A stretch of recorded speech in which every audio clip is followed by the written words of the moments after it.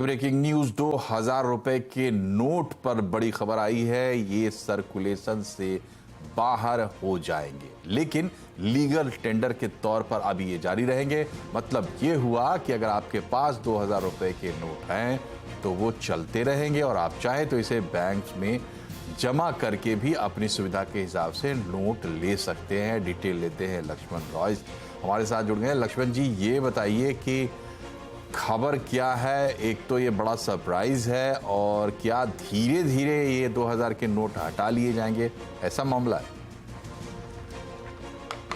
सबसे पहली बात खबर बता दूं। खबर यह है कि 2000 के नोट सर्कुलेशन से बाहर करने का फैसला लिया है। सर्कुलेशन से बाहर करने का मतलब यह हुआ कि इस 2000 नोट से खरीद बिक्री अब आप नहीं करेंगे। रिजर्व बैंक 2000 के नोट को नहीं छापेगा, 2000 नोट का लेन देन नहीं होगा। लेकिन जो है ये बहुत जरूरी है, जिस तरीके से 500 और 1000 के नोट का लीगल टेंडर बंद कर दिया गया था, वैसा लीगल टेंडर बंद नहीं किया गया है। यानी 2000 के नोट को कानूनी मान्यता मिली रहेगी। 2000 नोट का लीगल टेंडर वाली जो वैधता है वो जारी रहेगी। 2000 के नोट आपके पास हैं, वो अवैध करार नहीं दिएंगे। तो बिल्कुल घबराने की जरूरत नहीं है। बता दूं कि 500 और 1000 के नोट जब बंद किए गए थे तो कहा गया था साफ तौर से कि अब ये लीगल टेंडर नहीं होगा, यानी कानूनी मान्यता नहीं होगी। लेकिन 2000 के नोट में एक मूलभूत अंतर है, उसको कानूनी मान्यता मिली रहेगी। सिर्फ रिजर्व बैंक ने सर्कुलेशन से बाहर करने का फैसला लिया है। रिजर्व बैंक अब बैंकों को 2000 का नोट नहीं देगा। रिजर्व बैंक बैंकों से कोई 2000 के नोट का लेन देन नहीं करेगा। अब इसमें है कि हम आप क्या करें, जिनके पास 2000 के नोट है वो क्या करें। उनके लिए रिजर्व बैंक ने साफ तौर से कहा है कि जिन जिन लोगों के पास 2000 के नोट हैं उनके पास दो ऑप्शन है। पहला विकल्प यह है कि 2000 के नोट को ले जा करके आप बैंक में अपने अकाउंट में जमा करा दीजिए। बैंक में कितनी भी रकम जमा करा सकते हैं, 2000 के 2 लाख नोट हो, 2000 के 10 लाख हो, जो भी हो, आप उसको जमा करा सकते हैं। उस पर कोई सीमा नहीं रहेगी। शर्त यह है कि आपके पास आपके बैंक अकाउंट में जमा होगा। आपके बैंक अकाउंट का केवाईसी, नो योर कस्टमर की जो शर्तें होती हैं वो पूरी होनी चाहिए।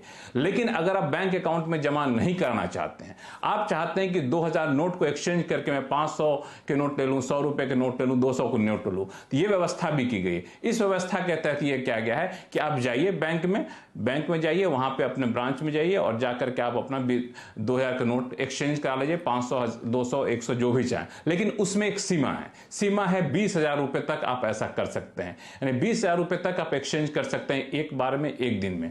लेकिन जमा कराना चाहें तो 20,000 से चाहे कितना भी ज्यादा हो अपने अकाउंट में जमा करा सकते हैं। इन दोनों ही हालात में एक शर्त और है, वो शर्त है समय सीमा की। वो समय सीमा रखी गई है, वो आपको 30 सितंबर 2023 तक आप अपने 2000 के नोट को बैंक में जमा करा सकेंगे, 2000 के नोट का एक्सचेंज करा सकेंगे। और ये सारी सुविधाएं जो है वो 23 मई से ये सारी सुविधाएं शुरू हो जाएंगी। 2000 के नोट को वहां पे जमा कराया जाना, इसके लिए रिजर्व बैंक ने नोटिफिकेशन जारी किया है। एक सवाल जवाब का पूरा एक सीक्वेंस जारी किया है रिजर्व बैंक ने। और इत्तेफाक देखिए कि रिजर्व बैंक के गवर्नर शक्तिकांता दास हैं, और जब ये थे वित्त मंत्रालय में इकोनॉमिक अफेयर सेक्रेटरी, तब 500, 1000 रुपए के नोट बंद हुए थे। अब रिजर्व बैंक के गवर्नर हैं तो 2000 के नोट पर सख्ती हो रही है। हालांकि 2000 के नोट को छापने का सिलसिला काफी पहले सरकार ने बंद कर दिया था, और सिंधी सेवाजी ने खबर बताई भी थी। और जब सरकार ने छापना बंद कर दिया तो सरकार को यह पता चला कि 2000 नोट के जो सर्कुलेशन में हो बहुत कम है। इसका अंदाजा ये निकाला गया, मतलब ये निकाला गया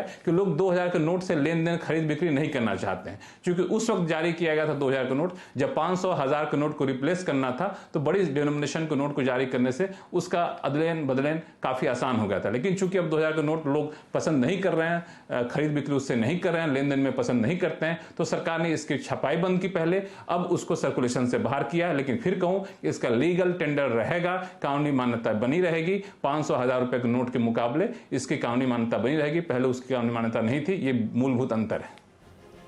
चलिए, बहुत बहुत शुक्रिया लक्ष्मण जी। तो